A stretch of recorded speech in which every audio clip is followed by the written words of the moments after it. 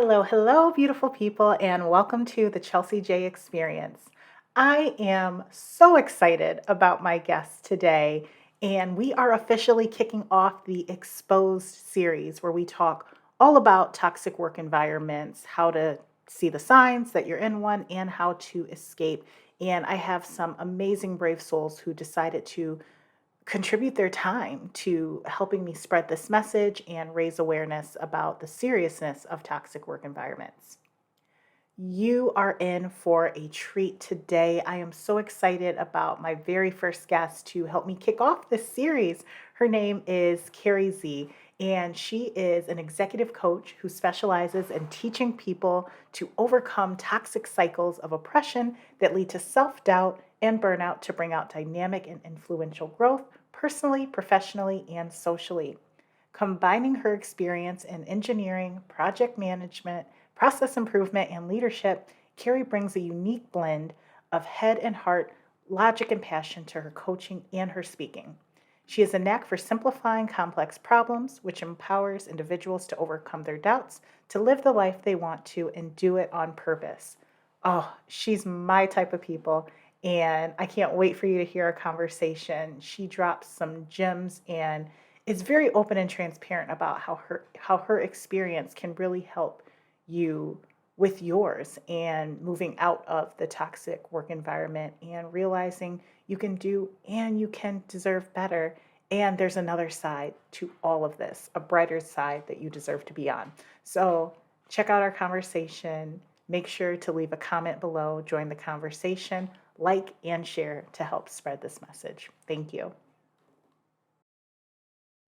Hi, Carrie. How are you doing today? Hi, Chelsea. I am fantastic. How are you? I am wonderful and so Good. excited that you agreed to be a guest on the Toxic Workplace series. I really appreciate you for agreeing to join and share your story. Yeah, and thank you for having me. And I it's one of those. I'm happy I'm here, but also I'm not happy I'm here because of the reason that we're here, right?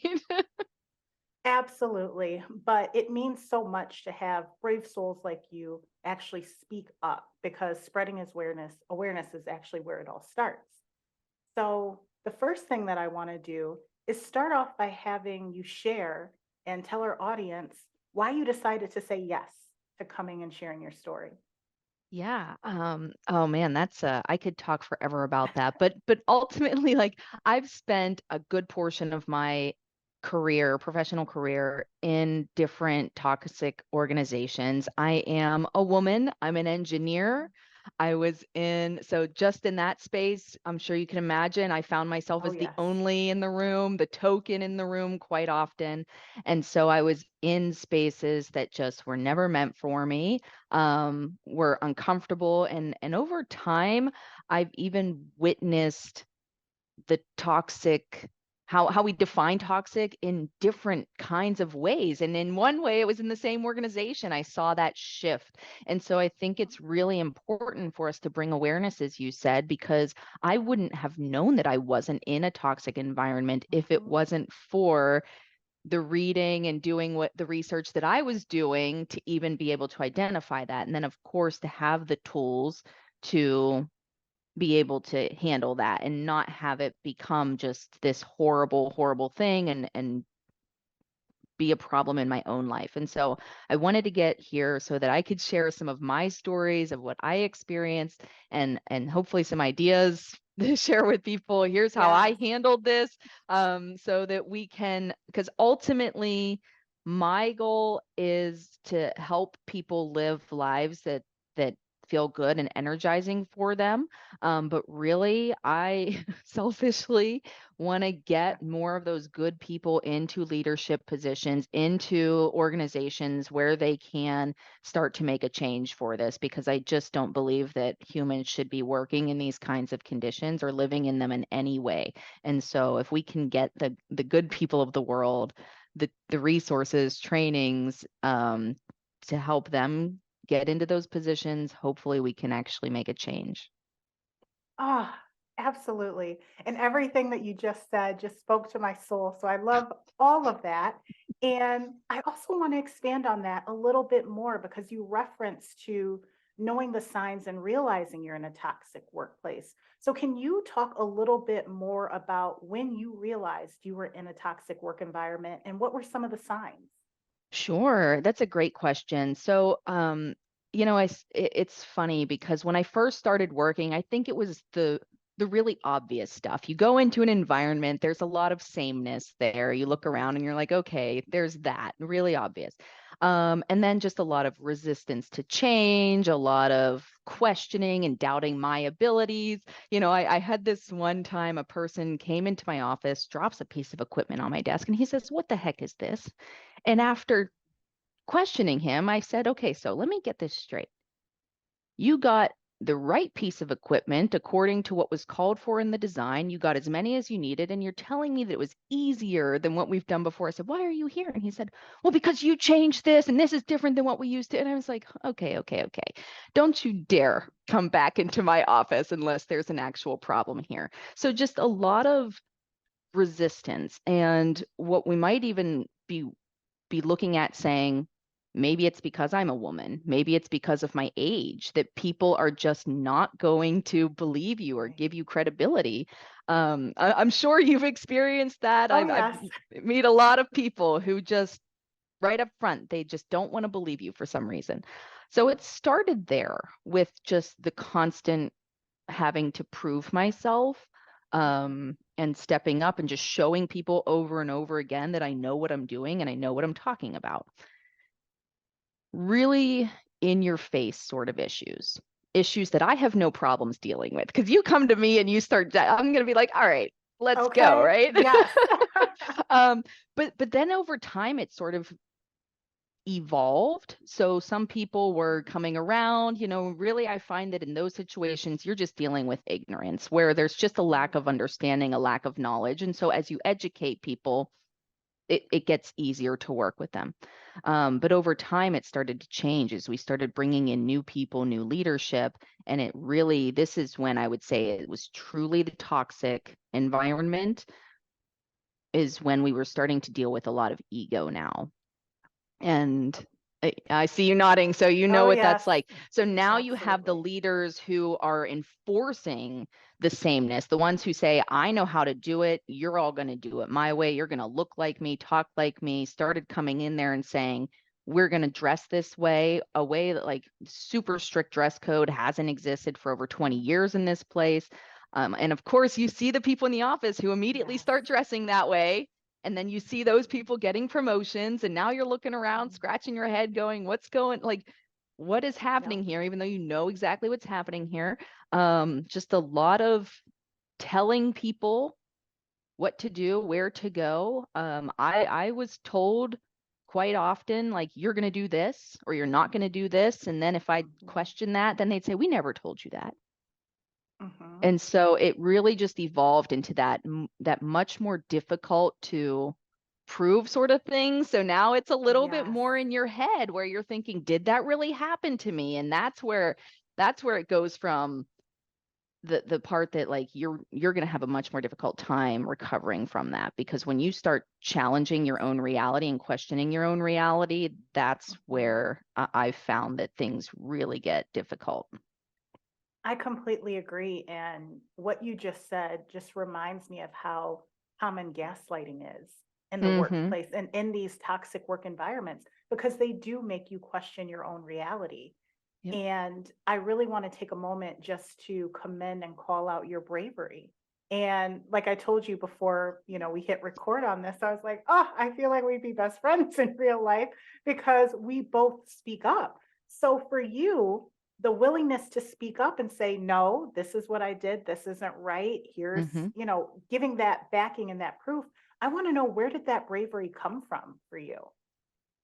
Oh, that's a great question. I think that I don't know. I think there's just something in me that just from my childhood just does not like being treated that way. And I don't like Mm. when people are telling me I'm wrong. And I'm learning as I get older too that I Yes. might have a little bit of neurodivergency in me that probably makes me Mhm. a little bit more resistant in those areas where I just go, this isn't right. This isn't how you're supposed to Yes. treat me. And so then I just say, what's wrong with you? Why are you treating me like this? Mhm. So I don't know that it's ever been bravery so much as just this is not okay and I don't want to be treated that way. And if I don't tell them, then how are they going to know? Or right? Right. Because if you don't speak Exactly. up, then they're just going to say, oh, I can continue to treat you this way. And so I've Absolutely. so that's where I'm always coming from is like, I don't want to be treated that way. So I need to tell this person I don't want to be treated that way. And then how they respond to that tells you Hmm. everything you need to know about that person. Absolutely. Absolutely. And I always like to remind professionals too that the way other people treat you has nothing to do with you. It has everything to do with them and what's going on internally inside of them. Yes. So I Yes. just always think that that needs to be said. Now, you were in a field that, I, wow, it was overpopulated by men. If I do say so myself, I read your background and I said, wow, how did she deal with that for so many years? So, my question for you, when you were going into that field, did you ever think of that as being a possible issue when you did get into the workplace? That's an interesting question because even as a child, I loved sports and I loved math. Okay, math was my favorite subject in school until I learned physics, and then physics became my favorite. So even Mm-hmm. in school as a very young age, I was in classes with just the guys. Like that was Okay. very standard for me. I took a lot of technical drawing courses. I took a robotics course when I was in Mm-hmm. high school. So I was very used to being the only woman in the room.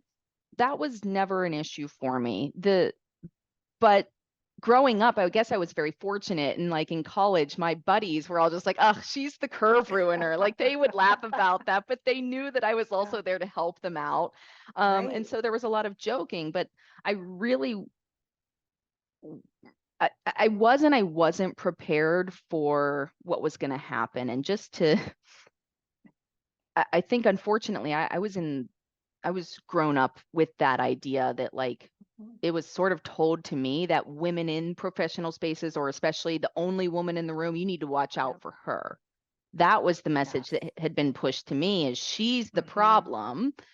Yeah. She's the one who's going to step on you because there's only going to be enough room for one woman. So that's what I had been prepared for. But it was Yes. interesting because my very first interview with this company, they asked me, how would you handle it if you come up to somebody who says, we're not doing it that way because we've done it like this for 100 years. So that was my interview question. And I thought, man, that was red Wow. flag. What was I thinking? Yes. Right.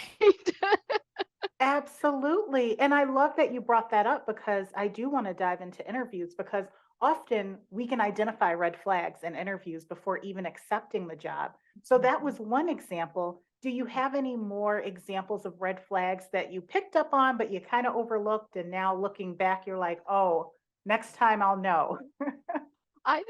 It's so many of them, so many red flags. There were just the questions about, of course, you always have to be careful in interviews when it's, we're going to expect you to wear many hats because Oh, we're just going yes. to ask you to do all the things and all the things. And I did learn that Yes.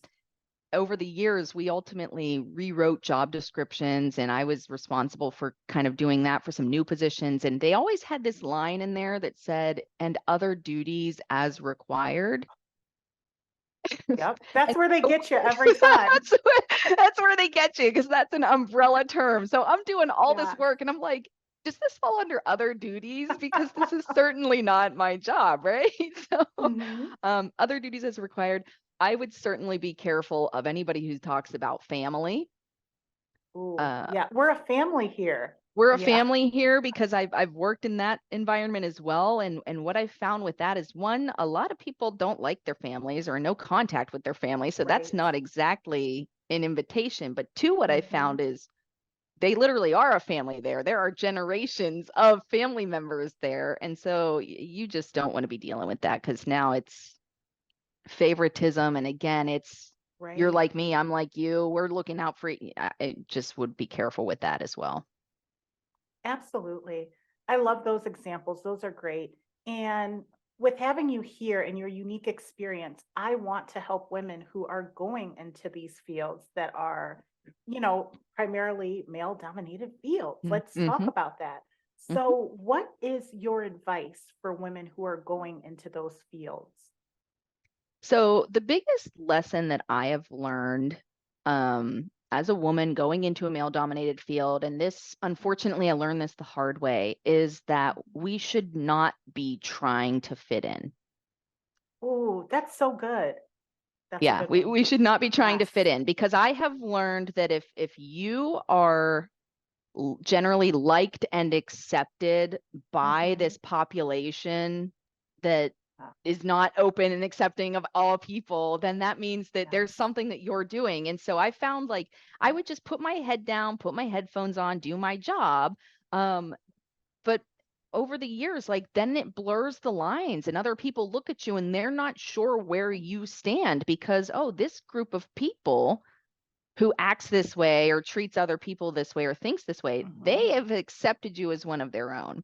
And so I've learned it's not about trying to fit in. It's not about being liked or accepted.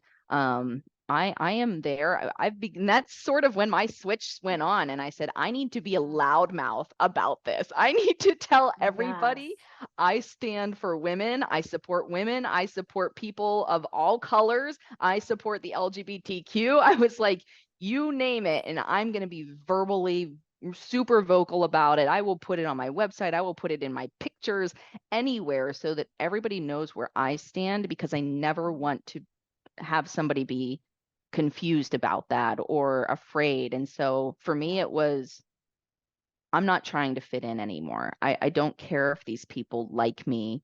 I'm here to do a job, but I also Mhm. want to create an environment where people feel safe and welcome. And if that's what I want to Mhm. create, then that's what I need to be doing and saying and speaking and acting to.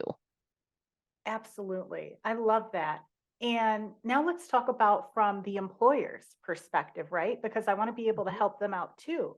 Mhm. Now, employers of companies where women are the minority, what can they be doing to help and support women who are entering their organizations? Ooh, that's a great question. So employers who are looking mostly male dominated, looking to bring in some women, I think the one thing they really are going to have to do is be willing to challenge every way that they have previously done things. So just to give you an example, when I first Yeah. started working, we had to wear fire rated clothing and Okay. safety hat and steel toed shoes and all the things. Yes. And they looked around the office and they just said, "Do we have something for you?" And they found a set of coveralls that was like a 3XL. It was so big on me and everybody Mm-hmm. laughed. They thought it was hilarious, but I'm thinking, you don't have clothing for people my size, right? You don't have clothing for women. There's nothing here. I am a short person. Right. I am I'm 5'2", Mm-hmm. like I'm a tiny human. And so even Yes.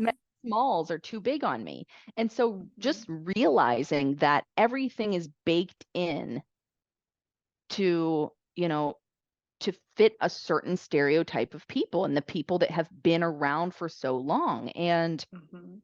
another example I give is even in the way that we design things, the spacing of climbing steps was so Yes. big. I had to climb something once and I was tired after 10 steps because the spacing was Right. so far apart. And I thought they clearly were not prepared for women to ever do this job. Right. And, And and it's I think 2023.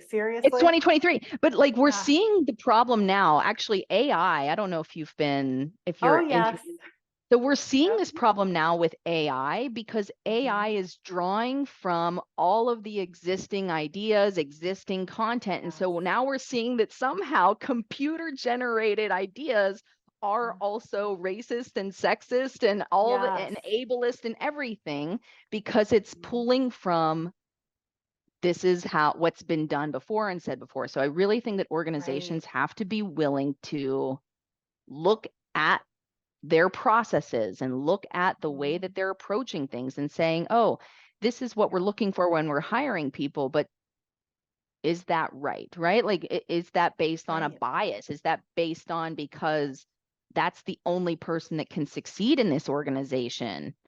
Right. So that's my take is they have to be willing to look at themselves. Yes. Hmm.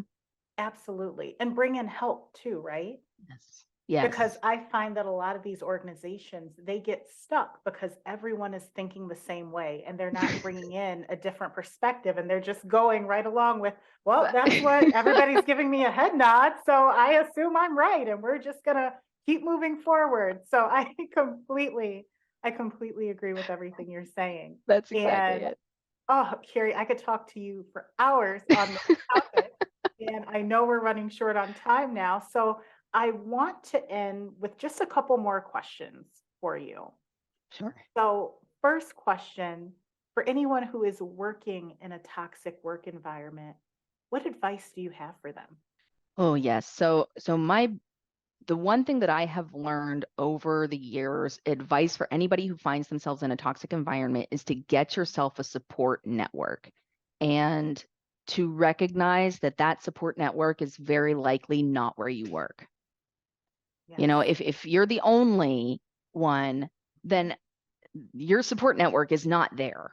So for Right. me, it's been finding people on the internet, connecting through LinkedIn, finding friends Yes. specifically, but people who understand the challenges of what you're going through, but also people that you just enjoy. Like, hey, this is a good vibe. Like, you have to have a network of people and like somebody that you just like having, like spending time with, someone you can talk to, you have shared interests with, somebody that like they've got to be diverse and interest, Mhm. but you have to have a network.